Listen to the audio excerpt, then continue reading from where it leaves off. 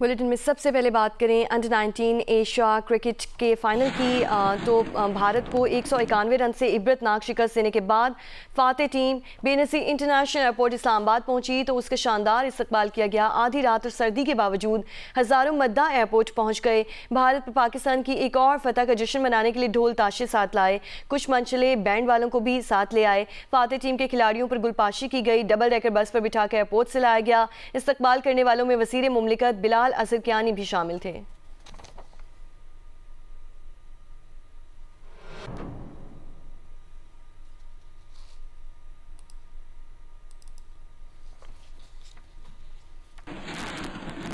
Under 19 Asia cup cricket के final में पाकिस्तान ने भारत को शिकस्त दे दी। पाकिस्तान ने भारत को 348 रन का हदफ दिया। ओपनर समीर मिन्हास ने 9 बुलंद बाला छक्के और 17 बेहतरीन चौकों की मदद से 113 गेंदों पर 172 रन बनाए। समीर मिन्हास ने भारत के खिलाफ अंडर 19 एशिया कप की सबसे बड़ी इनिंग्स खेली।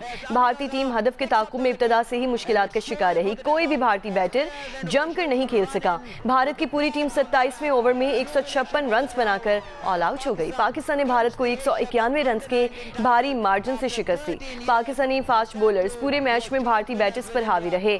अली रजा ने 4, अब्दुल सुबहान, मोहम्मद सयाम और हुज़ैफा एहसन ने 2-2 विकेटें हासिल की। आगे बढ़ते हुए आपको बताएं, पंजाब, खैबर पख्तूनख्वा और सिंध के बेशतर मैदानी इलाके आज भी गहरी धुंध की लपेट में हैं। मोटरवे पुलिस के मुताबिक धुंध की वजह से हद्दे निगाह मुतासिर हुई है। मोटरवे M2 ठोकर न्याज बेग से चक्री तक बंद कर दी गई है। M3 फैजपुर से दरखाना, M4 पिंडी भटियां से शेरशाह, M5 शेरशाह से रोहड़ी और M11 लाहौर से समड़याल तक बंद है। कौमी शाहरा पर भी ट्रैफिक की रवानी मुतासिर। ओकाड़ा में हद्दे निगाह 100 मीटर तक रह गई है। National highways and motorway police ने शहरियों को फॉग लाइट्स इस्तेमाल और मोहतात ड्राइविंग की हिदायत की है।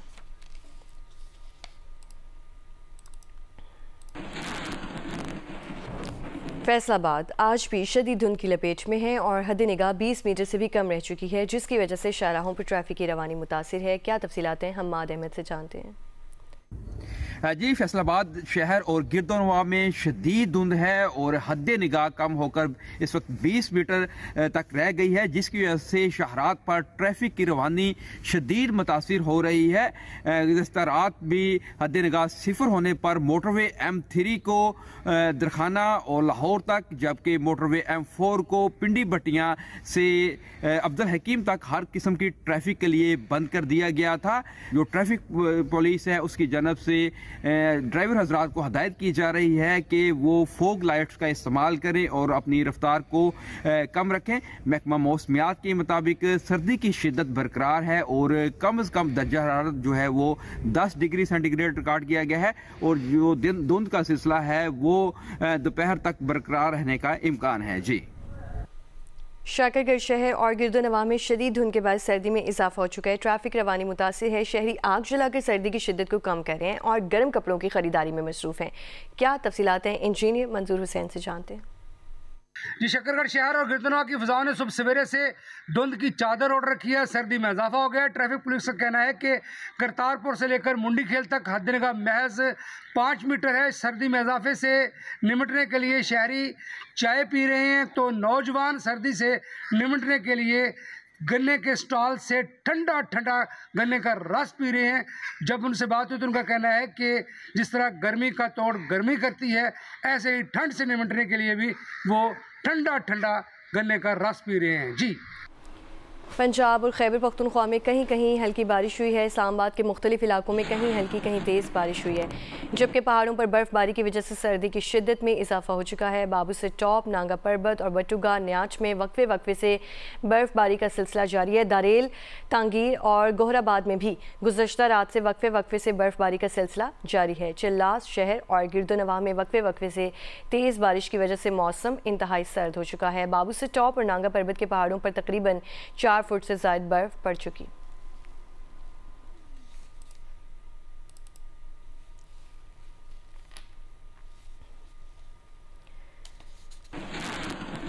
चिल्लास के बालाई मकामात पर गुज़श्ता रात से वक्फे वक्फे से बर्फ़बारी का सिलसिला जारी है। चिल्लास शहर और गिरदोनवा में वक्फे वक्फे से बारिशें भी हो रही हैं। बालाई वादियों की राब्ता सड़कें बंद हो चुकी हैं। मवेशी के लिए चारे की किल्लत का सामना है। बालाई वादियों के लोग शदीद मुश्किलात का शिकार हैं। इस हवाले से क्या तफसीलात हैं, मोहम्मद अली खान से जानते हैं। जी, द्यामर के जो बालाई वादियाँ हैं, बाबूसर टॉप, नांगा पर्वत और बुटोगा टॉप पे वक्फे से बर्फबारी का सिलसिला गुज़िश्ता रात से जारी है, जबकि चला शहर व गिरदनवा में बारिश हो रही है। मैं इस वक्त बाबूसर टॉप के एरिया में खड़ा हूँ। आप देख रहे हैं मेरे हर तरफ बर्फबारी नज़र आ रही है। राब्ता सड़कें मुनक़ता हो चुकी हैं, लोग घरों में महसूर हो चुके हैं। बालाई वादियों के जो मकीन हैं, इनकी मुश्किलात में इजाफा हो चुका है। यहाँ पे जितने भी रिहायशी लोग थे वो उनके माल मवेशी और हर चीज़ से उनको मुश्किलात के सामने। जब ये बर्फबारी होती है तो इनके लिए चारे की माल मवेशी की चारे की भी किल्लत का सामना करना पड़ता है। पंचक्कियां बंद हो जाती हैं। मोहम्मद अली खान, जियो न्यूज़, बाबूसर टॉप। और आगे बढ़े और आपको बताएं कि अस्तोर तवील अरसा खुश्क साली के बाद सीज़न की पहली बर्फबारी और बारिश का सिलसिला वक्फे के साथ गुज़श्ता 2 रोज़ से जारी है। मनीमर्ग समेत कई बालाई इलाकों से आर्जी तौर पर ज़मीनी राब्ता मुनक़ता है। सर्दी के आगाज़ से आवाम में खुशी की लहर दौड़ गई।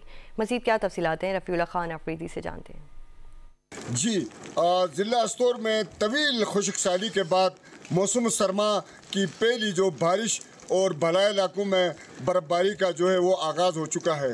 गुज़िश्ता 2 रोज़ से शुरू होने वाली जो वक्फे के साथ मैदानी इलाकों में बारिश, जबकि बालाई इलाकों में बर्फबारी का सिलसिला इस वक्त जारी है। यहाँ पर जो अस्तोर के बालाई इलाके हैं जिनमें मिनमर्ग है, कामरी है, बुरजिल टॉप वगैरह, दुदगई है, साथ में जियान है, टटवाल है, नगई है, दुमेल है, शेरकुली, चिलिम और काला पानी एरिया है। वहाँ पर जो है तकरीबन 4 से 6 इंच के करीब बर्फबारी हो चुकी है, जबकि अस्तोर के जो मैदानी इलाके हैं वहाँ पर भी बारिश का सिलसिला गुज़िश्ता 2 रोज़ से वक्फे के साथ जारी है। अस्तोर के जो दूर दराज और पूरे ज़िले में हेवी बर्फबारी के बायस जो है जो गर्मियों में फसलों के लिए और दीगर चीज़ों के लिए जो पानी की ज़रूरत है उसकी मिकदार जो है वो पूरी हो जाएगी। यहाँ पे होने वाली बारिश और बर्फबारी के बायस सर्दी जो है उसका आगाज़ हो चुका है। दूसरी तरफ दिसंबर के एंड तक भी यहाँ पे जो है क्लाइमेट चेंज जो मौसमियाती तब्दीली थी जिसकी वजह से यहाँ पे खुश्क साली के साथ साथ सर्दी भी इस कदर जो है नहीं थी, नज़र नहीं आ रही थी। अब बर्फबारी के बायस जो है बाज़ाबिता तौर पे सर्दी ने भी एंट्री मारी हुई है। जी, ज़िला मोमिन की तहसील के गवर्नमेंट प्राइमरी स्कूल के तलबा फर्नीचर ना होने के बाद शदीद सर्दी में ज़मीन पर बैठकर तालीम हासिल करने पर मजबूर हैं। मज़ीद क्या तफसीलात हैं इरफान उल्ला जान से जानते हैं। जी, गवर्नमेंट प्राइमरी स्कूल मटीन कोर जिला मोमिन के तलबा फर्नीचर ना होने के बाद शदीद सर्दी में खुले आसमान तले तालीम हासिल करने पर मजबूर है। मैं इस वक्त मौजूद हूँ जिला मोमिन की लोअर सब डिवीजन की तहसील अकाउंट के गवर्नमेंट प्राइमरी स्कूल मटीन कोर में, जहाँ पर 120 से ज्यादा तलबा तालीम हासिल कर रहे हैं, मगर स्कूल में हेड टीचर के ऑफिस समेत असातिज़ा और तमाम तलबा के लिए कोई फर्नीचर दस्तियाब नहीं। स्कूल के हेड टीचर के मुताबिक फर्नीचर के लिए डिमांड की गई है, मगर 2 माह गुजरने के बावजूद फर्नीचर दस्तियाब ना हो सका, जिसके बायस तलबा को इस शदीद सर्दी में खुले आसमान तले धूप में बैठाया जाता है, क्योंकि कमरों के फर्श इंतहाई सर्द है और स्कूल में बिजली का कोई बंदोबस्त नहीं। जबकि कई साल कबल धमाके के बाद स्कूल की चारदीवारी को भी नुकसान पहुंचा था, जिसका कुछ हिस्सा पीटीसी पेंट से तामीर किया गया है, जबकि कुछ हिस्सा अब भी खराब है, जो किसी भी वक्त गिर सकता है और नाखुशगवार वाक़े का सबब बन सकता है। अहले इलाका ने महकमे तालीम के आला हुक्काम और मुतालिका इदारों से स्कूल में फर्नीचर की दस्तियाबी और चारदीवारी की फौरी तामीर का मुतालिबा किया। जी, आगे बढ़ें और आपको बताएं कि सदर मुमलिकत आसिफ अली जरदारी ने इराकी दारुल हुकूमत बगदाद में इराकी हम मनसब अब्दुल लतीफ़ जमाल राशिद से मुलाकात की है। सदारती महल आमद पर सदर मुमलिकत को गार्ड ऑफ ऑनर पेश किया गया। सदर मुमलिकत और इराकी हम मनसब की 1-on-1 मुलाकात हुई। पाकिस्तान और इराक के सदूर के दरमियान वफूद की सतह पर भी मुज़ाकरात हुए। सदर मुमलिकत ने कहा कि बगदाद तहजीब व तमद्दुन और इस्तकामत की अलामत तारीखी शहर है। सदर मुमलिकत आसिफ अली जरदारी आज बगदाद के करीब काज़मीन में हज़रत इमाम मूसा काज़िम के मज़ार पर हाज़िरी देंगे।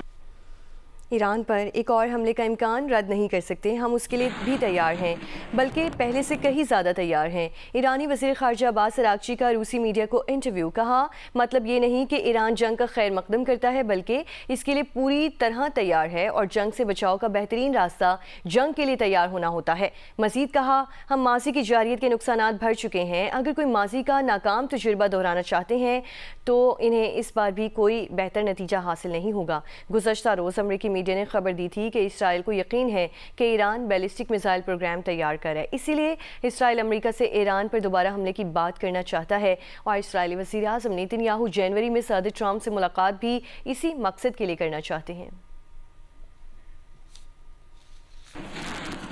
तहरीक तहफ़्फ़ुज़ आईन पाकिस्तान की 2 रोज़ा कौमी मुशावरती कॉन्फ्रेंस का मुश्तरका एलामिया जारी कर दिया गया। मुश्तरका एलामिया में कहा गया है कि अपोजिशन मुज़ाकरात के लिए तैयार है। जमहूरियत की इमारत शफाफ इंतखाबात पर खड़ी है। एलामिया में मुतालबा किया है कि नए चीफ इलेक्शन कमिश्नर की फौरी तकर्री, नए साफ शफाफ इंतखाबात करवाए जाए। एलामिया में यह भी मुतालबा किया गया कि फरवरी 2024 के इंतखाबात में धांधली की तहकीकात करवाई जाएँ। बानी PTI और उनकी अहलिया से मुलाकातों पर लगी पाबंदी फौरी ख़त्म की जाए। पैका का काला कानून ख़त्म किया जाए। मुश्तरका एलामिया में मजीद कहा गया है कि मुल्क में बढ़ती महंगाई में कमी लाई जाए और टैक्सेस में कमी की जाए। खैबर पख्तूनख्वा को NFC में उसका हिस्सा दिया जाए। स्टूडेंट्स यूनियन पर आयद पाबंदी भी खत्म की जाए।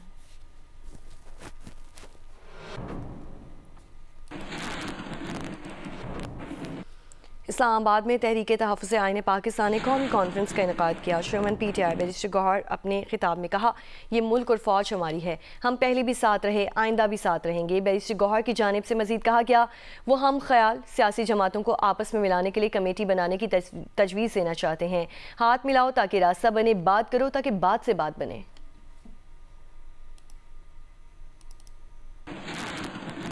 ये जमहूरियत हमारा है, ये बच्चे हमारे हैं, ये मुल्क हमारा है, ये फौज भी हमारी है और हम हमेशा साथ रहेंगे, हर वक्त साथ रहेंगे।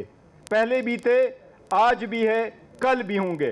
सजेशन ज़रूर दूंगा, कमेटी ज़रूर बनाएं ताकि हम ख्याल पॉलिटिकल पार्टीज़ के साथ मिलाया जाए। कोई हाथ मिलाओ ताकि रास्ता निकले, बात करो कि बात से बात बने।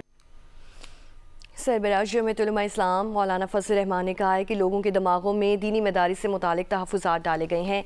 जब उलमाए कराम ने कहा कि आएँ मुश्तरका निसाब बनाएं, उस पर ब्यूरोक्रेसी ने इनकार कर दिया। हमने हमेशा एक निसाब और तालीम की बात की। उन्होंने कहा कि हमें ख़तरा अपनी हुकूमत, ब्यूरोक्रेसी और सनतकारों से है। तफसीलात देखिए वक़ास आलम की रिपोर्ट में। कराची के इलाके लियारी में मौलवी उस्मान पार्क में तहफ़्फ़ुज़ दीनी मदारिस कॉन्फ्रेंस से खिताब करते हुए मौलाना फजलुर रहमान का कहना था कि तासुर फैलाया जा रहा है कि दीनी मदारिस में नौजवानों की सलाहियतें महदूद कर दी जाती हैं। लोगों के दिमागों में दीनी मदारिस से मुतालिक तहफ़्फ़ुज़ात डाले गए हैं। लोगों को ये नहीं बताया गया कि मदारिस क्यों वजूद में आए। उन्होंने कहा कि हमने हमेशा एक निसाब और तालीम की बात की है। जब इन्होंने आपसे कहा कि आए अब न अंग्रेज है और न हिंदू, और हम एक निसाब बनाएं, मुश्तरका निसाब, पूरी कौम एक ही निसाब पढ़े, तो तजवीज़ दीनी मदरसे के आलिम दीन की थी और इनकार पाकिस्तान की ब्यूरोक्रेसी का था उस वक्त। मौलाना फजलुर रहमान का कहना था कि 2010 में दीनी मदारिस ने हुकूमत की शराइत तस्लीम की। 26वीं तरमीम के साथ एक कानून पास किया गया। इस कानून का मुसव्वदा हमने तैयार किया। अदम तशद्दुद का फ़लसफ़ा शेखुल हिंद ने दिया है और सियासत में हमारी एक सनद है। उन्होंने कहा कि दीनी मदारिस के ख़िलाफ़ कोई साजिश कामयाब नहीं होने देंगे।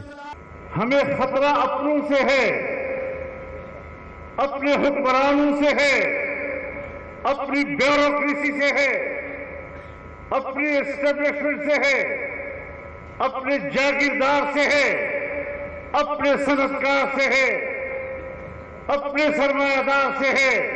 वो आज भी दीनी मदरसों को बदनीयती की नजर से देखते हैं। उन्होंने मजीद कहा कि आज भी बैनुल अक़वामी इस्टेब्लिशमेंट के स्कॉलर शरीयत का वो प्रचार कर रहे हैं जो मगरिब को कबूल है। जलसे से सेक्रेटरी जनरल JUI मौलाना अब्दुल गफूर हैदरी समेत दीगर रहनुमाओं ने भी खिताब किया। कैमरामैन शेर ज़मीर के साथ वकास आलम मंगारिया, GU न्यूज़, कराची। वफाकी वज़ीर क़ानून आज़म नज़ीर तारड़ ने कहा है कि पाकिस्तान को मिसाक़ मईशत की ज़रूरत है। सियासी और मुआशी इस्तेहकाम के लिए कौमी सतह पर डायलॉग होना चाहिए। राना सनाउल्लाह का कहना है कि लड़ाई झगड़े और फसाद से कोई कौम आगे नहीं बढ़ सकती। दिफाई तंसीबात पर हमला इंतहाई गलत था। साद रफ़ी कहते हैं कि बानी पीटीआई 9 मई के 22 जेल में मौजूद हैं, कोई इनकी ज़मानत देने को तैयार नहीं। नवाज शरीफ को किरदार अदा करना पड़ेगा। तफसीलात देखिए लाहौर से इस रिपोर्ट में।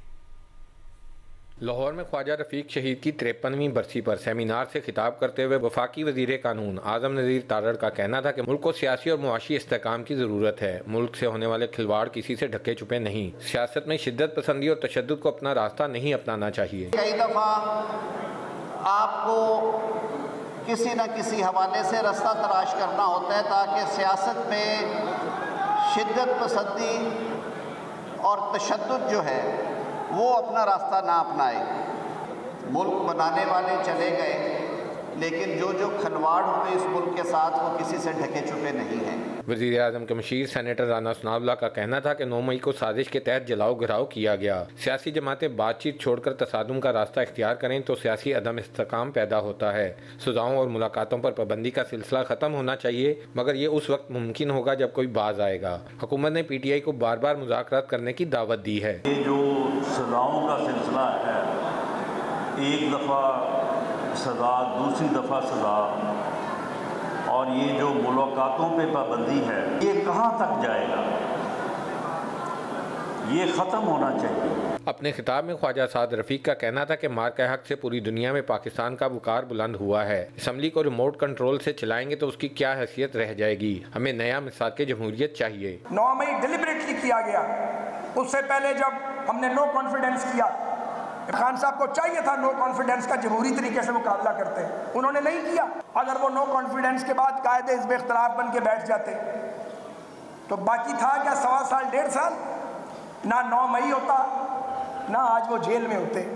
तो इसके बावजूद मैं सब ये कहने के बाद कहना चाहता हूँ, ये दुरुस्त कहा गया, किरदार मियां नवाज शरीफ साहब को अदा करना पड़ेगा। सेमिनार से लियाकत बलोच, मोहसिन दावड़ और सीनियर सहाफ़ी हामिद मीर समेत दीगर मुकर्रिरीन ने भी खिताब किया।